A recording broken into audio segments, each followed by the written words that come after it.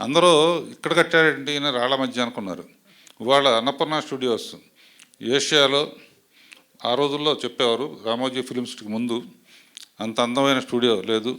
సినిమాల్లో దేవదాస్ లాంటి సినిమా, కాళిదాస్ లాంటి సినిమా, విప్రనార్ లాంటి సినిమా, ప్రేమాభిషేకం లాంటి సినిమా, మళ్ళీ అలాంటి సినిమాలు చూస్తామా?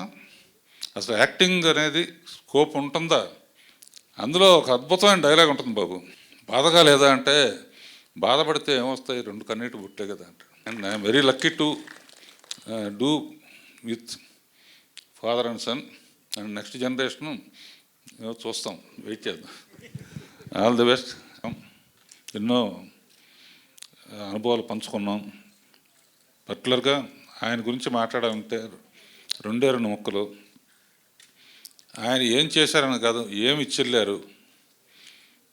హైదరాబాద్కి అన్నపూర్ణ స్టూడియోస్ లాంటి ఒక గొప్ప తలమానికి ఇచ్చిల్లారు. ఎంతోమందికి ఉపాధి కలిగించారు. హైదరాబాద్లో ఈ రోడ్లో కారు కానీ సైకిల్ కానీ రాని రోజుల్లో కట్టారు. అందరూ ఇక్కడ కట్టారేంటి అని రాళ్ల మధ్య అనుకున్నారు. ఇవాళ అన్నపూర్ణ స్టూడియోస్ ఏషియాలో ఆ రోజుల్లో చెప్పేవారు, రామోజీ ఫిలిమ్స్కి ముందు అంత అందమైన స్టూడియో లేదు. అంతేకాకుండా ఎన్ని సినిమాలు చేశారంటాం కాదు, సినిమాల్లో దేవదాస్ లాంటి సినిమా, కాళిదాస్ లాంటి సినిమా, విప్రనార్ లాంటి సినిమా, ప్రేమాభిషేకం లాంటి సినిమా, మళ్ళీ అలాంటి సినిమాలు చూస్తామా? అసలు యాక్టింగ్ అనేది స్కోప్ ఉంటుందా అనిపించే లెవెల్లో చేసిన ఘనత నాగేశ్వరరావు ఒక్కరిది. అంతేకాకుండా ఈ జనరేషన్ ఆఫ్ ఆర్టిస్టులకు కూడా ఆ రోజుల్లోనే నాగేశ్వరరావు, రామారావు కలిసి వరదలు వచ్చినా, ఏ కష్టం వచ్చినా కూడా జోలి పట్టుకుని రోడ్లెమ్మట తిరిగి డబ్బులు పోగు చేసి ఇచ్చారు. ఈ తరం వాళ్ళకి స్ఫూర్తినిచ్చారు. అటువంటిది మళ్ళీ సాధ్యం అవుతున్నారో తెలియదు, కానీ ఇలాంటి ఎన్నో గొప్ప గొప్ప కార్యాలకి శ్రీకారం చుట్టిన వ్యక్తి నాగేశ్వరరావు. ఆయన ఎప్పుడూ మనతోనే ఉంటారు. ఆయన సినిమాలు ఎప్పుడూ మర్చిపోని సినిమాలుగానే ఉంటాయి.